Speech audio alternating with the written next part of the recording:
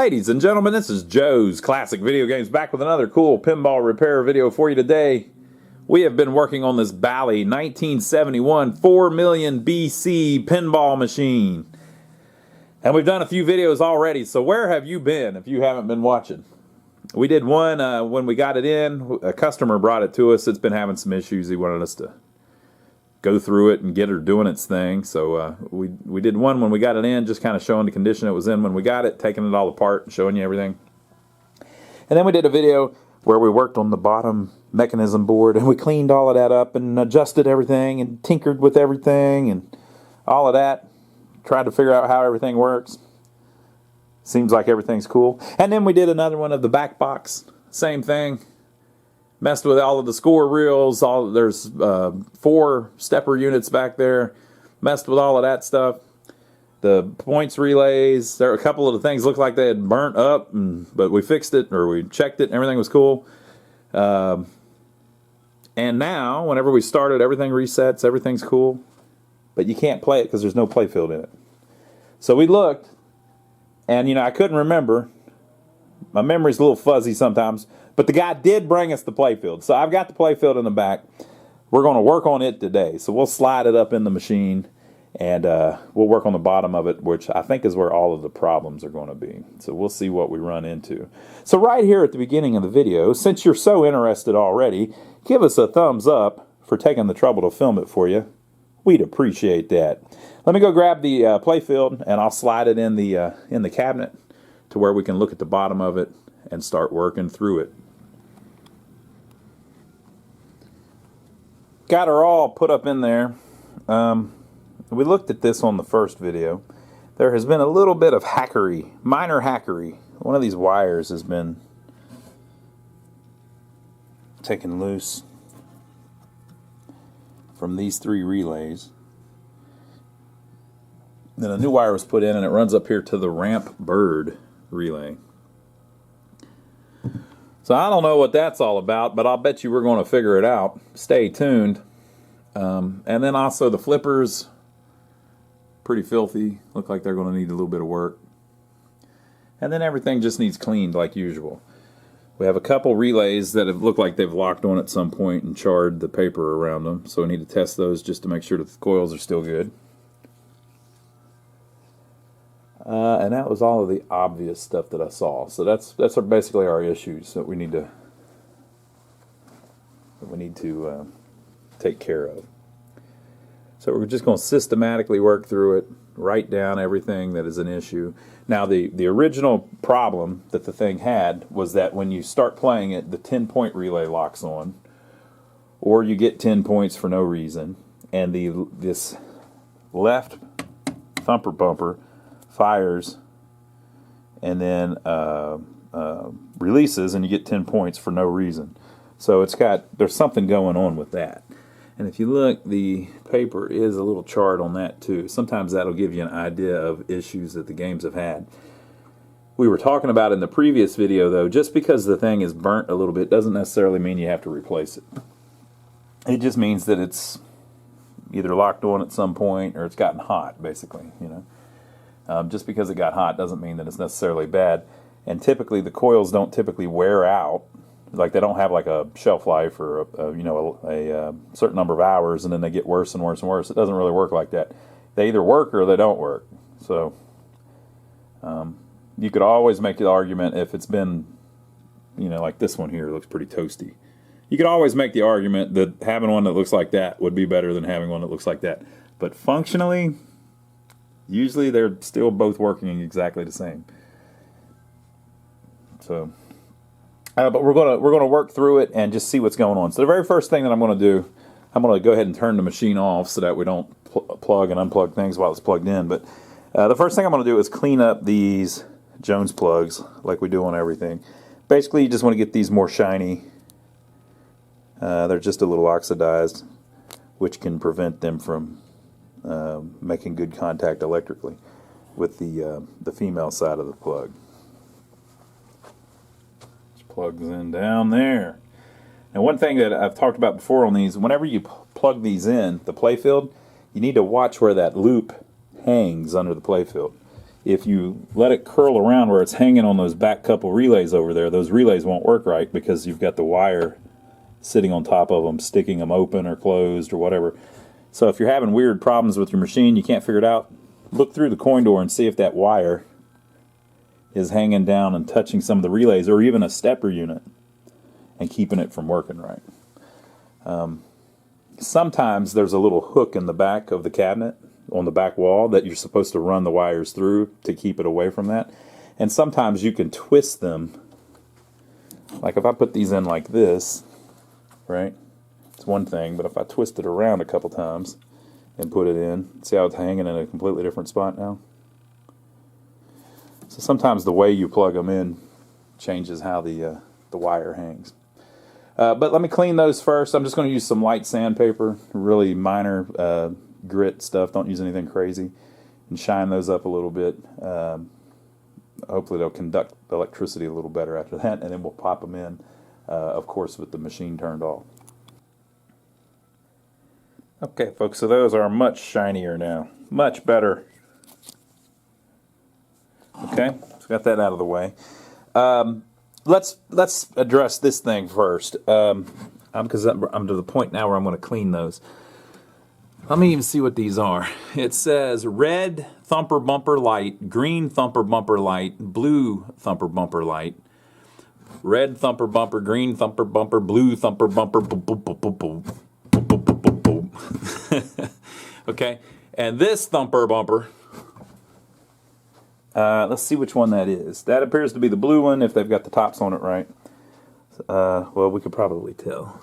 Let me see. Let's get to the bottom of this, people. This says it's the blue one. And there is a black and red wire on it, which corresponds with the black and red wire here. So that must be correct. Well, wait a minute. But then there's this. There's also a black and red one on there. Let's switch gears. Okay, so this is the blue Thumper Bumper Light. Okay, so the light on the blue Thumper Bumper is a white and blue wire. So that appears right. Nope, because there's one there too. We're going to have to look at the freaking schematics, aren't we? Come on, man. I could do it with the game turned on, but the problem is the game doesn't work right. I don't want to turn it on and start a game up. I guess I could turn it on and just hit the thing and see which one lights up. Or I could look on the flyer. Let me look on the flyer real quick to make sure that this is the blue Thumper Bumper.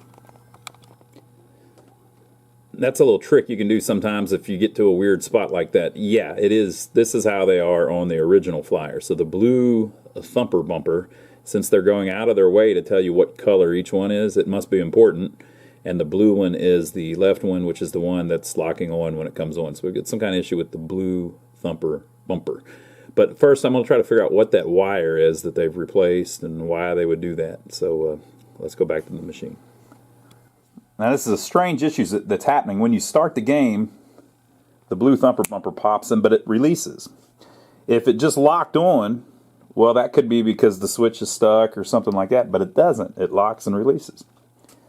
Not sure why that would be. Sometimes you have problems like that if the switch is adjusted too close. I've got dirt all over my hands from cleaning those Jones plugs. Please forgive me. If the switch is too close, sometimes just the game starting, the vibration of the score reels returning and stuff like that will make that switch touch because it's so close, and boom, it'll make it pop. That's not what's going on here. If you look, you can't really see it, but if you look, there is plenty of room between the blades of the switch. The top one is the one that the skirt hits and makes fire. So there's something else going on. But what I want to look at is this wire. This wire has been added. And what they've done is they've taken these two wires loose, it looks like, from that blade, and then soldered a new wire to it, which jumps over to here, where there have been two wires taken loose. And then it jumps over to here, where there have been two wires taken loose. And then they've threaded it carefully through the loom. And it comes up here and it attaches to the ramp bird relay at a switch. So it'll be interesting to see why they did that. This is a re-import game, and these re-imported games, this was in France, it looks like. Re-imported games get a lot of slack where people say, oh yeah, they're beat all to hell when they're overseas. The theory behind it is that the operators in Europe didn't have access to a lot of parts to repair stuff, so whenever they needed to repair something, they would kind of just use whatever they could find. I think they kind of get a bad rap for that. A lot of re-imported games are just fine, and this one particularly is in pretty nice shape. It's got a couple little things, but the American operators did just as many crazy hacks and stuff, so I don't think it necessarily fits. This one's in pretty good shape. But it is from overseas. There may have been some reason regarding that they did it. I don't know, but it's just something to think about. So I'm going to grab the schematics, and then let's see if we can figure out what those wires are that they took loose and then put back. Now remember, these three are on the light relay. The blue Thumper Bumper light, the red Thumper Bumper light. So, I mean, how important is that even? So we'll look on the schematics, though, and see if I can track down what those wires were and why they would have replaced that. Okay, so to track it down, we need to see what it's on and find it on the schematics. So if you look, this is a make or break switch. So if this relay is this way, the center blade is touching the left switch.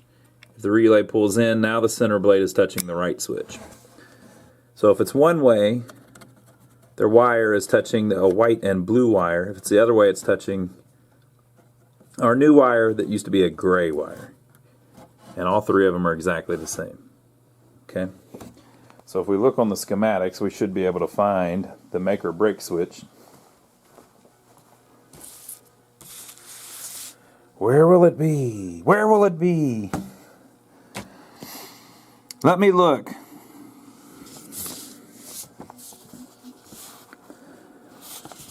Thumper Bumper light relay, that's what we're doing. There's our make or break switch. It goes either way, so it's like this normally. That's why it's got the line on it. That's what it normally connected. This one's normally open. When the relay pulls in, this switch is over to here. Okay. So you see all of these are white and blue. So a white and blue wire connects to the red Thumper Bumper light relay, the green Thumper Bumper light relay, and the blue Thumper Bumper light relay. Boy, that's fun to say. Thumper Bumper. I apologize. I shouldn't have said that. Okay, and so the on all three of these, if it's connected one way, it goes to white blue. If it goes the other way, it connects to this gray wire. So they have removed this gray wire. See it? So the gray wire connects to that one, and that one. So they have gotten rid of that. Well, what did that one do? It connected to the 100-point relay. So if it's this way, if the light relay is on, you get 10 points. When the Thumper Bumper relay goes on, right? So see, you hit the Thumper Bumper, it makes the Thumper Bumper relay come on, and then depending on where the Thumper Bumper light relay is, you either score 10 points or you score 100 points. But that was not good enough for these people. So they took these loose and they soldered a new wire in here, and then they ran it over to here that they now have connect to this switch right here. Now why would they do that? So originally it was connected to there, which is all connected to the 100-point relay. They connected it to that one because that one connects to the 1,000-point relay. So the ramp bird relay, depending on which position it's in, it either gives you 100 points or 1,000 points. They have just made it where the Thumper Bumpers either give you 10 points or, by connecting the other side to here, 1,000 points. So why would they do that? Well, if you go back to the flyer, the Thumper Bumper caps say 100 points when lit. But on our machine, they say 1,000 points when lit. Okay? So that wire is just somebody's little hack to make the Thumper Bumpers worth 1,000 points when they light up instead of 100 points. So on this machine, they're worth 10 if they're dead, or if they're not lit up, and 1,000 if they're lit up. Somebody went through a lot of trouble to actually help the player make more points. So the question is, did they do it while it was being operated, or did they do it while it was in somebody's house? I don't know. Maybe we'll never know. But because of that, I might clean it up a little bit if the solder looks a little rough, but I'm just going to leave that wire, because if I set it back to 100, which was the factory setup, I would have to, get 3 new pop bumper caps for him, and the guy might like it where it's on 1,000. So I'm just going to leave it how it is. And remember, he's had it for a long time, too. If you didn't watch the other videos, you probably didn't hear that. But we're fixing this for a customer, and I believe he told us that his father had it. They've had it for years. So we're going to leave it scoring the way it scores right now, because that's how it's been for most of its life, probably. So that solves the mystery of that wire. So what I'm going to do now is I'm going to go through and clean all of those relays just to make sure that they work good. And if I find anything weird with the blue one, because again, we've got the blue pop bumper just coming on for whatever reason, I'll let you know. But it seems like a real simple circuit, and I don't see anything wrong with it. So I'll go ahead and clean those, and if I run into anything, I'll film it. Okay, folks, so I cleaned all those. I didn't find anything that was wrong. If you look, though, there's a few spots where the solder's a little sloppy where they did that mod, but none of this is touching. So, if this was bent over touching that wouldn't be good, None of this is touching. But then again, the only thing these 3 do is they select whether it gets 10 points or 1,000 points. So I cleaned those, and then I looked at the 3 Thumper Bumpers. I can't find anything wrong with them either. There is a strange little thing here. Whenever they designed it, the wire that goes to the light in the Thumper Bumper is gray and black, and the wire that goes to the switch that makes the Thumper Bumper work, which is the closest solder point to the light, is white and black. So they put a gray and black wire right next to a white and black wire. So I thought, aha! That'll be the problem. They've got the wires switched. Nope. They're correct. They didn't get them switched. They look almost identical now, but back in the day, they must have looked different enough that it was easy to tell that they were not the same color. So that's not the problem. So then I thought, hey, the coil's probably burnt up because it's toasted a little bit. Nope. Coil's not burnt up. So the way you can test it to see if a coil's burnt up is you can set your multimeter on resistance. So put it on the ohms or an ohm meter if you've got one. And then check across the 2 lugs. And if you get less than about 2 ohms, the thing's shorted out. If you get a really high resistance, like 1,000 or something, then you've probably got an open wire. The wire's broke. So, let's see if I can show you with one hand. Why not? Why wouldn't I be able to? So this one has 7.4 or so. This is one of the ones that isn't tripping. And this is the one that's tripping. Pretty much exactly the same. You can't go by like exactly what it should be though. Like if it's 7.5 and the other one's 7.4, or if you test it and it says 12.5, you can't say, aha, that's the one, because it just depends on how they're wired up. It may have a switch in line with it or something where it gives a little different resistance because everything's hooked up. If you were to remove one of the wires and then check it, yeah, they should be identical if they're the same part, but if the coil number is the same. But I don't like unhooking things that I don't have to unhook. So then I looked at the switch, which the skirt hits. I don't know if I can get it where you can even see that, though. It's so far down in there, man. Let me brighten it up first. That might help. Let me see. Which one would we possibly be able to look at? Possibly this one.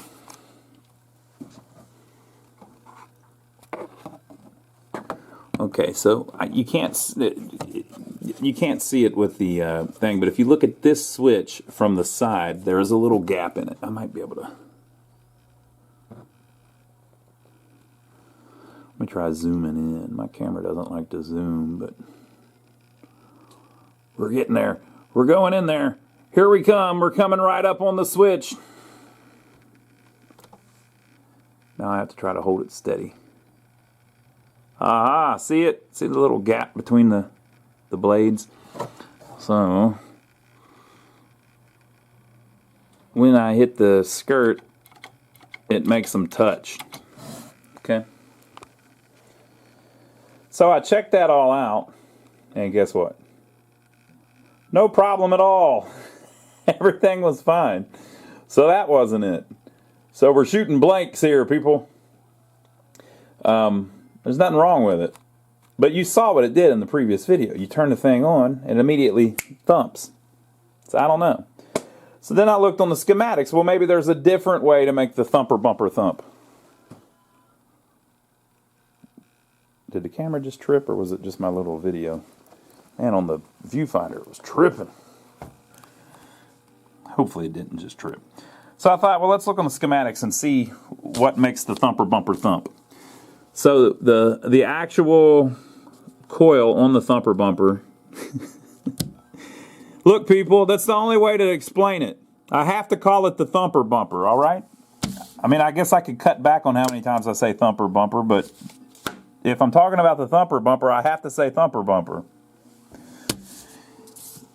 I wonder if it even shows them on here. Yeah, it does. So the blue thumper bumper solenoid, the way it gets power is through a switch on the blue thumper bumper relay. That's the only way it gets power. So when that thing pulled in the previous videos that you saw, when that thing pulled in, it had to be because it was getting power through the blue relay. Okay? So how does the blue relay get power? Well, there's only one way that it gets power. It can get power through itself, so a switch on itself. If that switch was stuck on itself, then it would get power. But remember, again, it pulled in and then released. You saw it on the videos, people. All right. So it can get power through itself, and then it can get power through the switch on the blue thumper bumper. That was the one we were just now looking at, the one that you have to adjust. So the ball rolls up, it hits that skirt, which closes this switch, which sends power down to the blue thumper bumper relay, which it's got 3 switches on it. One of the things that it does is it turns on the coil, the blue solenoid. When it turns on the blue solenoid, it pulls in, which kicks the ball off the switch. There's a little ring above it. It kicks the ball off the switch. Well, when it does that, whenever it pulls all the way through, it opens a switch on the bottom of the thumper bumper solenoid, which is this one. So this turns on the thumper bumper relay, which holds itself in through a switch on itself. And then when it gets all the way down, it opens this switch, which means it kills power through this, and the ball is no longer sitting on the skirt, so it can't get power anymore, so it releases. That's exactly what it was doing. It was pulling in and then releasing, because you got 10 points. You saw it, it just clicked one time. So I don't know. You would think that it would be that maybe this is adjusted a little too close or something, but no. Nothing. Nothing, people. So whenever you got something like that, you've got like a phantom thing going on, right? And you just can't figure it out. Here's what you chalk it up to. You can blame it on George, or you could say that the Jones connectors that we cleaned, I have seen weird things happen to machines if those are not making good contact. You'll have things like light bulbs come on that shouldn't even be on. We had one on a game just a while back, didn't we? A couple games ago. I think the Freedom was doing that. Was it the Freedom? The Freedom or the one of those Ballys that we worked on before, where basically it back feeds power and makes something turn on that shouldn't be on, and then nothing else works, or blah blah blah. It could be that there was some kind of weird connection on it, and that's making the thing fire. I don't know. I guess we still need to test it to see if it's still doing it, but there's nothing wrong with it. So if it's still doing it, we've got a shorted wire somewhere or something, but it never made any sense to me why it went in and then let off. Just very weird. But we'll keep cleaning through the thing, and then if we run into anything else, we'll fix that, or maybe we'll find. But everything that makes this work is here, here, and here. The one with the lights, these three don't really even come into play. The actual operation of the Thumper Bumper is just the relay and the coil. I don't know. It's a mystery. I went ahead and cleaned these, and then I checked these two coils that are burnt up. Guess what? They're completely fine. They look bad, but everything's cool. So if they're still working, why replace them? Just because it's a little unattractive. It's hanging underneath the playfield. Those things are like $12. So it's not the end of the world, but I don't know how I can explain to the customer that I replaced crap willy-nilly and charged them for it that wasn't broke. You know? So we're going to leave those. I cleaned all the other switches that I could get to. And what we're up to now, clunk, clunk, clunk, is this hell of a contraption here. Now, normally the flippers look like this. These are what normal flippers look like. Pretty much like that. Even that's kind of big, but usually they're even a little smaller than that. But there's just a coil, a plunger, and a pawl, and a switch that opens up. So when you hit the button, it pulls this in, makes the ball drop on the bottom of the cabinet.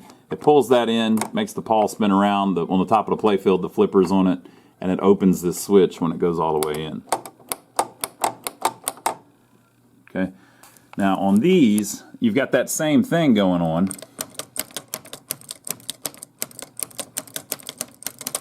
But you've got a couple other things. So like, see how there's a little wobble in it? Right?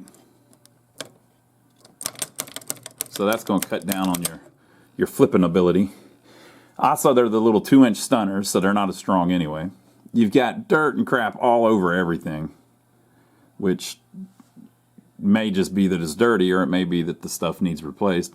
We'll see. And then this is the zipper flippers. That's why there's so much going on. You do a certain thing, and it makes this coil pull in, which moves the whole thing.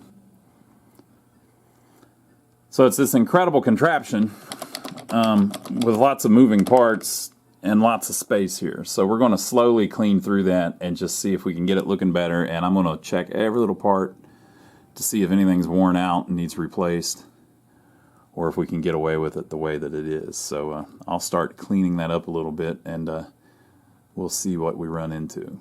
Look, it's even got switches up here that it hits. Zipper flippers. It's actually, originally it was called the Flipper Zipper because it zips the flippers up. So there's a gap between, I'll show you more when we put the playfield down. There's a gap between the flippers, and then you zip it up. So it's Bally's famous zipper flippers. And we were talking on the first video that Williams ripped them off and called it closing flipper action. What? What? Ah! So if it's a Williams, you absolutely cannot. You cannot call them zipper flippers if it's on a Williams. Okay, so the issue is the things are real sloppy. See on that? So I'm going to try to make it a little stiffer. So if you take that screw out, there's a little bushing on it, which I popped back up in there. Look how small the bushing is compared to the slot that it rides in. So if you can make that bushing bigger, I think that would take up a lot of the slop. Also, the bushing sticks out farther than the plate does, which means you can't possibly get where that washer rides on the plate, which I don't know. The thing is, it's not like this moves a lot. It just moves out. You play it, it's usually stuck out, and play it, and then every once in a while it moves in, and then you play it like that for a while. So there's never a time when it's going back and forth, back and forth, back and forth the whole time, you know. So yeah, so maybe I can buy a bigger bushing or something. That'd be cool. I'm going to keep taking apart this left one here to see if we can get down to the... See, they've got some issues here too where the coil's really loose in there. Look at all that. So I think maybe the coil sleeve's missing or something. Okay, so it looks like we have the one thing I was talking about there, and then there's also a pivot here. It's pivoting on this screw. That's a little loose too. So I might have to see if I can take the whole assembly forward and see how to tighten that up. But also, we've got a couple problems with the actual plungers. So the plunger, this is Bally's old style plunger. The actual plungers themselves don't get much wear. So like it's still connected with a roll pin to this, what do they call that? Pawl, to that pawl. So there's no wear there, but there's supposed to be a little plastic ring, nylon ring that goes around the bottom. And then the actual coil, very old school type. The replacements probably just have 3 lugs on the back, but the coil itself is the old type with the metal sleeve that's deteriorated and broke off. And this is falling apart, so I can't take the sleeve out and replace it. So I'm going to have to replace the actual coil. The other one is in the same situation. The sleeve can't be replaced because you can't take it out without destroying the coil. So normally you don't really need normal coils because usually they're, you know, a coil's either powerful or not powerful. I mean, it's either working or not working. But these, since you can't replace the sleeves, they're just going to need new coils. So I'm going to get new coils, unless he already ordered some. Doesn't look like he did. I'm going to order new coils for it. I'm going to see if I can get a bigger bushing for in there, and I'm going to order the nylon ring for here. The coil stops look pretty good. Sometimes you get some wear on that too. I don't think that's really a problem. They look pretty good.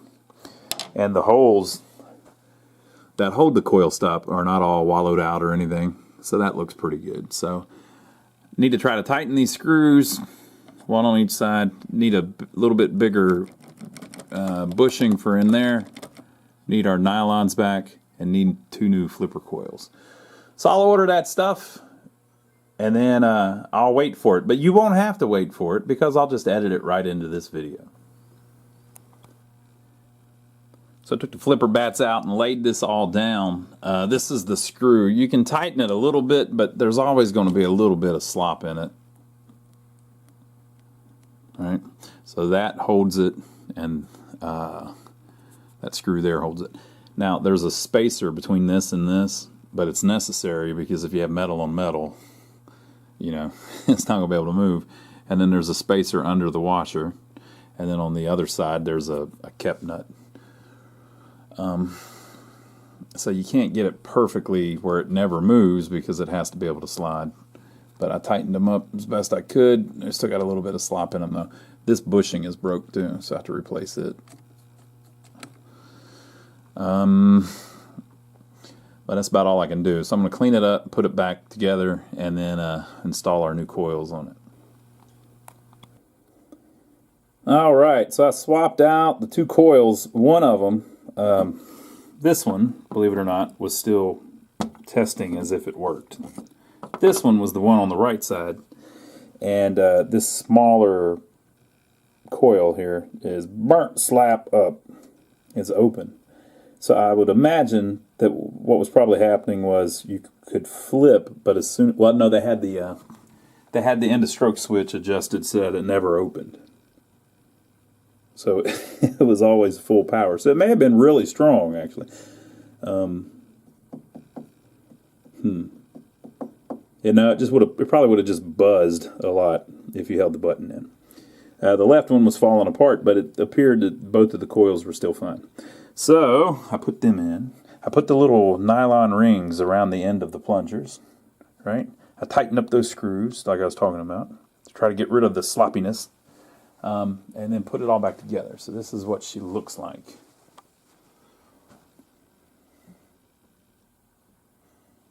What do you think? What do you think? Oh, I put the new bushing in on that side. I didn't put a new bushing in on this side. I could have, but man, there's nothing wrong with it. It looked fine. So I just left it. This end of stroke switch was very mangled, but it was just bent up. So I bent it all back straight. Everything's cool. So you can see how there's still some sloppiness in the mech, but it's just the nature of these, I believe. Well, we got our flipper moving freely. Same with that one. New coils, nice and strong. They are AF 25-631-1000. So what that means is there are two, on a flipper, there are two windings. So when I used to tell everybody this in the videos absolutely backwards, but some guy explained it to me in the comments that I was all wrong. So basically when you hit the flipper button, it turns the coil on and pulls in the plunger. But that switch there is closed right now. So because it's closed, it is shorting this winding from here to here. So it's around there a bunch of times, and then the wires poke out, and one goes here and one goes there. And then that one also connects to another wire that is another winding that goes to there. So between here and here is one length of wire, and between here and here is another length of wire wrapped around the coil. One of them's wrapped around 600 times, one of them's wrapped around 1,000 times. So when you hit the button, it pulls that in, and this one winding is shorted through the switch. So it's like you're just using this winding, which is like 3.5 ohms resistance right now, just sitting there. So when the coil pulls in, it opens that switch. When it opens that switch, now the power doesn't travel from here to here and then jump from here through the switch to here. Now the power travels from here to here and then from there to there through the winding because the switch isn't shorting it. So it makes it a longer wire, which means that it isn't as powerful. So what that means is when you hit the button, the flipper is very powerful because half of the winding is shorted out. But then whenever you hold the button, once it's all the way up to the top of its stroke, it opens that switch, and now it's fairly weak. Because you don't need much power to hold the bat up. You just need a lot of power to throw the ball whenever you hit it, right? And that keeps your flipper coils from burning up. So people say, oh, if you hold the button, it'll burn them up. I've had a bunch of people tell me that. Not collectors or anything, just, people looking into buying one. If the end of stroke switches are adjusted properly where they open, no, you will not burn the coil up. So we got that, and then also this thing appears to be mechanically working well, but I don't know if it works well electronically yet. Okay, so I think we've got everything on the bottom of the playfield ready to go, but I can't test it yet. You know why I can't test it? Because we tore everything off the top of the playfield. So I can't show you that because that's all in the next video. So you're just going to have to wait, people. What do you think? Are they going to work? Are they going to cooperate from 1971? We did a lot of work on them. We put new coils in, new parts for the bats and all that. I think they're going to work as soon as we get the chance to try them out. But we're going to have to wait. So we'll see about that. I also got the bell in that we needed. And I think we're moving right along. So join us next time, and we'll see what happens. Hey, I couldn't wait around for 3 days while the parts get in. I had to start on the playfield. I didn't have any choice.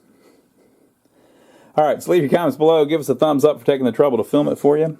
And we appreciate everybody that's been using our Amazon links, if you know about that. Basically, down below there's a link to Amazon. If you're going to buy something on Amazon, if you click our link first, it gives us a tip. It gives us part of Jeff Bezos' money. So thank you to everybody that's been doing that. And also, check out our website. Go to lionsarcade.com. You can see all of our games available for sale. You can also see our parts page where we sell, we've got some links to some of the stuff that we use in our videos and things like that, and our t-shirts and coffee mugs, stuff like that, if you want anything like that. And then also, last but not least, don't forget to check out my brother Donnie, who is really my brother. So my brother and I have another channel, My Brother Donnie. Go check that out. If you like watching us work on old pinball machines, you may like watching us work on old buildings, old vehicles, things like that. But it's a little crazier. So if you like the relaxed, laid-back nature of this channel, you may not like that channel. It's a little more exciting. He's kind of crazy, my brother Donnie. But go check that out. Link is down below. We'll see you on the next video. We'll start tearing apart the top side. And I know that because I've already started it.